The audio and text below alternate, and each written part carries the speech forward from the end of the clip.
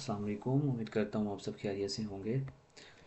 आज की जो मेरी वीडियो है वो इम्पोर्टेंट है। ये सिर्फ इसी स्कॉलरशिप के लिए नहीं है बल्कि आपको सारा स्कॉलरशिप के लिए हेल्प करती है।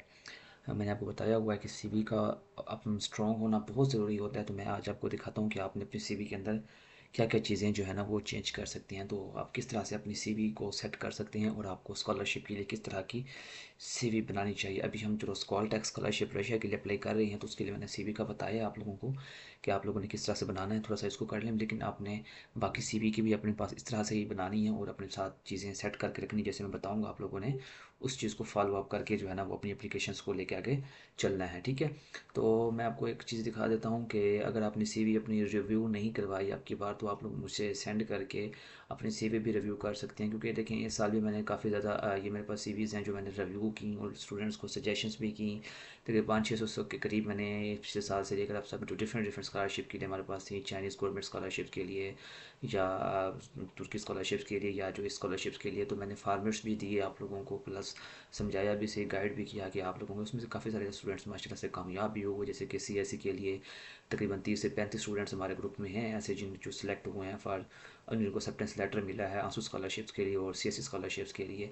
इस तरह जो बाकी तुर्की स्कॉलरशिप्स के लिए की हैं या इस तरह स्कॉलटेक स्कॉलरशिप्स है, तो उसके लिए देखें सीवी बनाना बहुत ज़रूरी होता है और उसका इंपॉर्टेंट होना और बाकी चीज़ों को खास ख्याल रखना ये बहुत ज़रूरी होता है। अच्छी सीवी बनाना और उसको आप लोगों ने फॉलो अप करना वो बहुत ज़रूरी होता है। ठीक है, अब हम एक ही सीवी बना लेते हैं और उसी को बार बार यूज़ करते हैं, ऐसा नहीं होना चाहिए। हर स्कॉलरशिप्स के लिए आपको आपके पास सीवी वर्ड फाइल में होनी चाहिए और उसको आप लोगों ने क्या करना है, सेट कर देना। देखिए मैंने एक फ़ोल्डर बना के रखा हुआ है अपनी सीवीओ का, ठीक है, जिसमें मैं आपको बताता हूँ कि ये मैंने बहुत से सीवी के फार्मेट्स बना के रखे हुए हैं और अपनी सीवी के फार्मेट्स को जो है ना वो चेंज करता रहता हूँ हर सब्जेक्ट के लिहाज से। जिसमें आपने अप्लाई करना होता है अपनी सीवी को थोड़ा सा आपने मॉडिफाई करना होता है, तो आप उसको 3-4 फार्मेट्स जो है ना वो बना के अपने पास रख लेंगे तो आपको बार बार जो है ना वो सीवी नहीं बनानी पड़ेगी। देखें वर्ड फाइल में आपके पास सीवी बनी पड़ी होगी, सेटिंग हुई पड़ी होगी।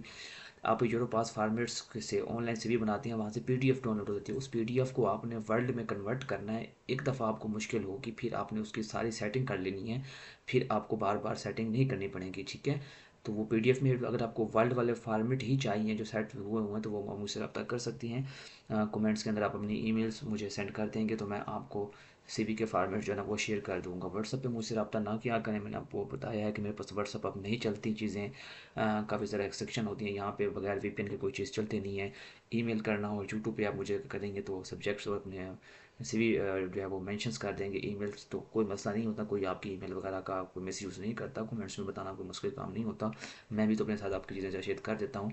बाकी बस केयरफुल रहना होता है, बहुत ज़रूरी है। तो आपको अगर फार्मेट्स चाहिए सीवी के तो आप मुझसे रब्ता करके, अब मैं बताऊँगा कि आप देखें मैंने आज था कि जिस जिस हालांकि मेरे डिफरेंट जो है वो मेजर फील्ड्स है, लेकिन मैंने उसको टारगेट कैसे किया हुआ है। ये सीवी जो है वो बहुत ज़रूरी होती है, उनको आप लोगों ने फॉलो अप करना और अपने अपने सब्जेक्ट्स के लिहाज से सब्जेक्ट्स आपकी जो मेजर फील्ड होगी फिर उसके अंदर जो सब फील्ड्स होती हैं उनको भी आपने टारगेट करना होता है। तो वहाँ मैं आपको अपनी सीवी पेपर लेके चलता हूँ। सबसे पहले जो बता देता हूँ कि सीवी का स्ट्रॉन्ग होना कैसे ज़्यादा ज़रूरी है। सबसे पहली चीज़ जो होती है, आप अपनी तस्वीर लगाएंगे, कोई सेल्फी वगैरह कुछ इस तरह का नहीं है, कि आपकी वाज़ेह तस्वीर होनी चाहिए, क्लियर, जो कि पासपोर्ट साइज़ में हो। अगर वाइट बैकग्राउंड के साथ हो तो वो भी अच्छी है, या ब्लू बैकग्राउंड हो तो भी अच्छी। तो आप पास बस सेल्फी वाली या टेढ़े फेस वाली या अपने पीछे कोई कलरफुल या इस तरह लगा देते हैं, एक्सेप्टेबल नहीं होती हैं इस तरह की तस्वीरें। ये आपकी इम्पैक्ट बढ़ाती हैं सीवी का।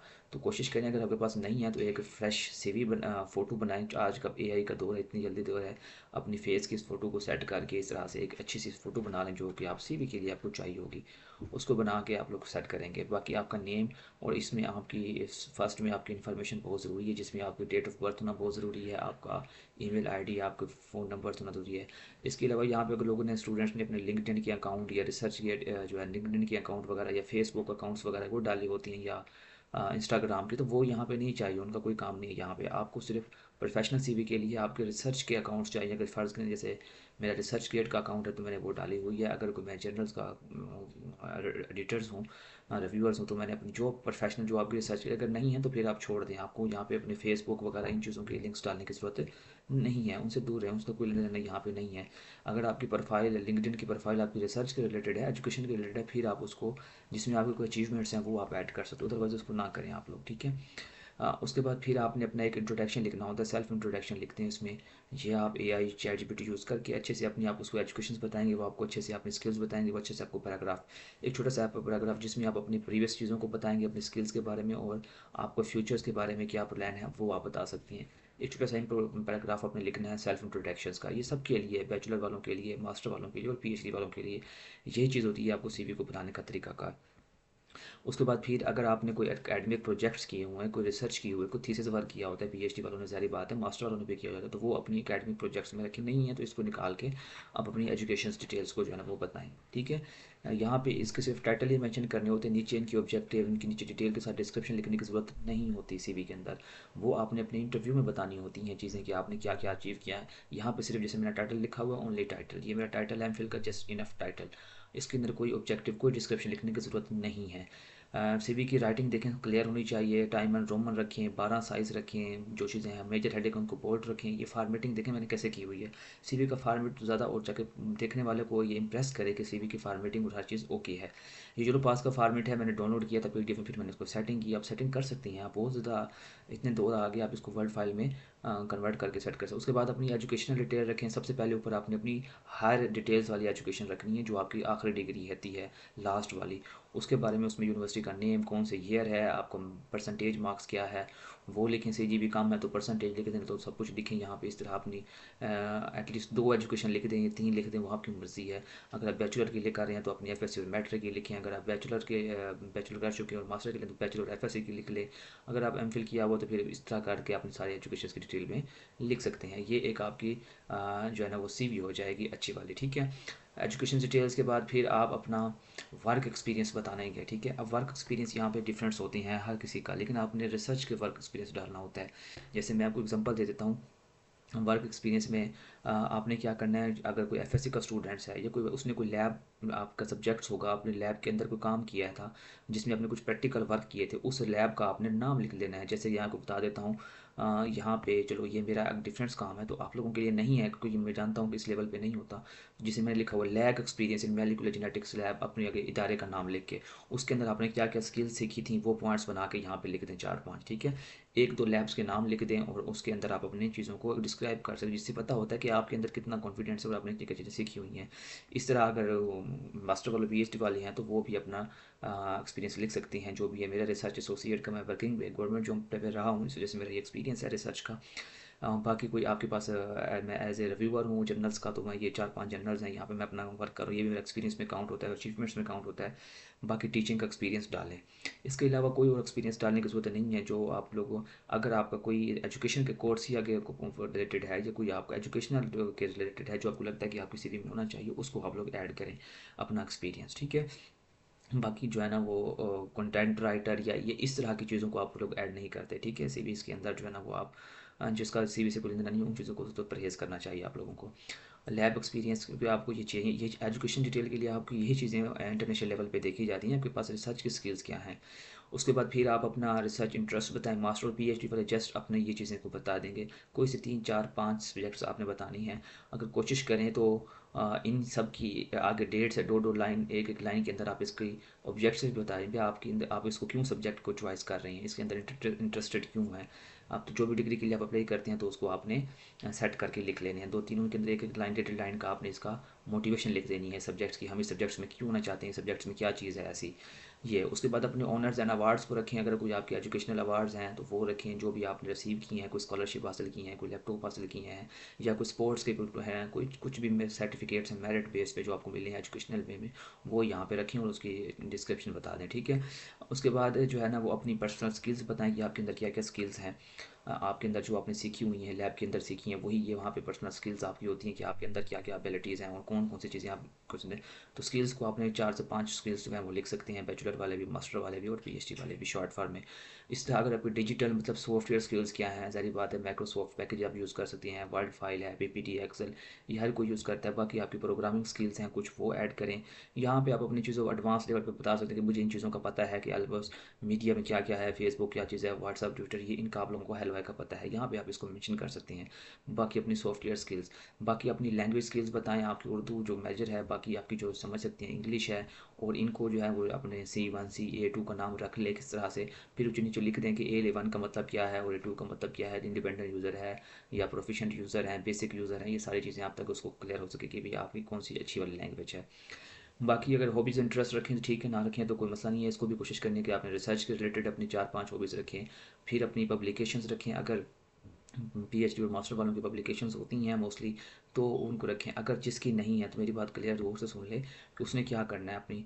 आपने अपनी रिसर्च के रिलेटेड या अपनी फील्ड के रिलेटेड कोई टाइटल बना लेना है ChatGPT से कि मुझे पब्लिकेशन के लिए टाइटल बना के दें, वो आपको टाइटल बना के देगा। 1 या 2 टाइटल्स आपने बना के साथ में आपने किसी जर्नल्स का नेम उस फील्ड के रिलेटेड ढूंढ के तो आप यहाँ पे लिख सकते हैं उसको कि भाई फ़लाँ मेरा टाइटल है। मैं शायद दिखाता हूँ, शायद मेरी कोई CV में हो जो अंडर प्रोसेस या अंडर रिव्यू चल रहा होगा अभी, तो मैं शायद वो आपको दिखा पाऊँ कहीं कि भाई ये चीज़ें जो है ना वो मेरी चल रही हैं। ठीक है।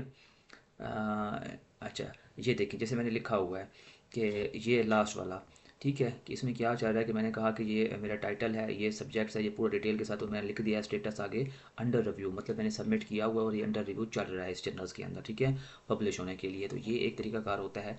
मगर पब्लिकेशन नहीं है तो जिसकी नहीं है वो 1 से 2 इस तरह से डाल सकता है। अगर जिसकी है तो वो सिर्फ वही डाले, तो इसमें कोई मसला नहीं होता। ठीक है, पब्लिकेशंस आपकी चलती रहती हैं। उसके बाद फिर आपके कोई कॉन्फ्रेंस के या कोई किस तरह के भी आपके एजुकेशनल सर्टिफिकेट्स हैं जो आपने हासिल किए हैं, तो उनको ऐड कर दें।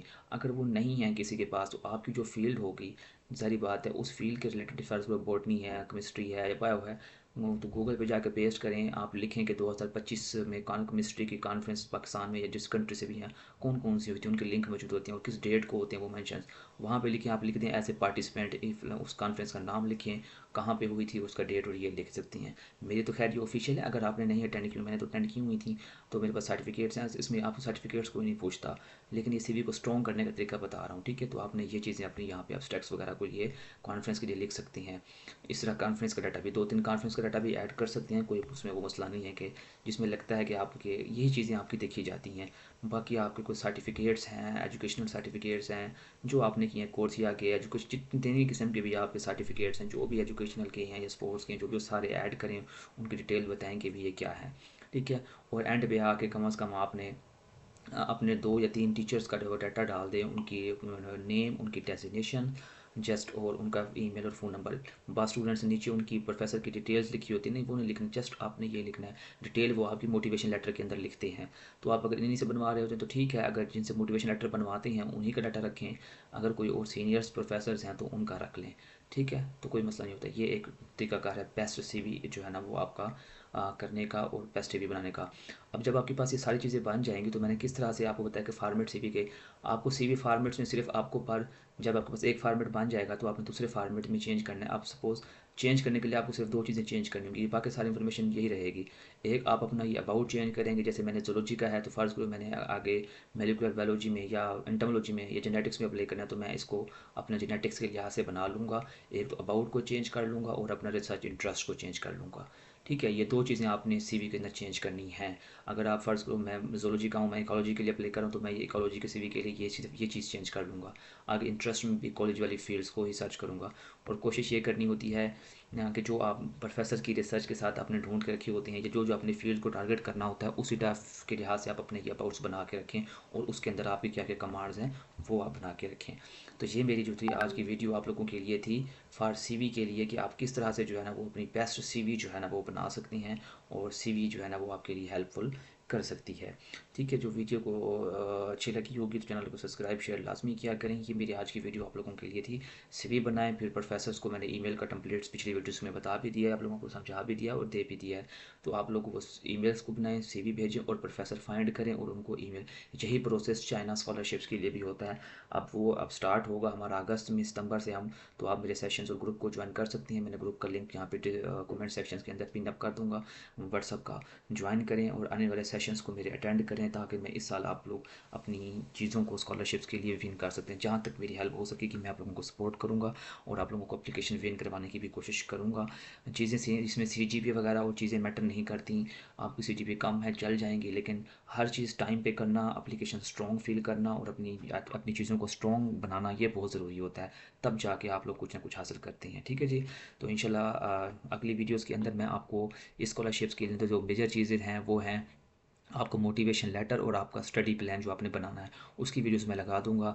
तो इंशाल्लाह ताला वो नेक्स्ट एक दो दिन के अंदर के मैं बना लूँगा, लेकिन पहले आप अपना ये टारगेट पूरा करें। वो वीडियोस इंशाल्लाह मैं अपलोड कर दूंगा, जिससे आपने अपना बेस्ट एक रिसर्च प्रपोजल बनाना है, किस तरह से अच्छा सा रिसर्च प्रपोजल बनाते हैं और किस तरह से आपने मोटिवेशन लेटर लिखना है जो इंपॉर्टेंट है। इसकी बेस पर आप लोगों की सिलेक्शन होगी।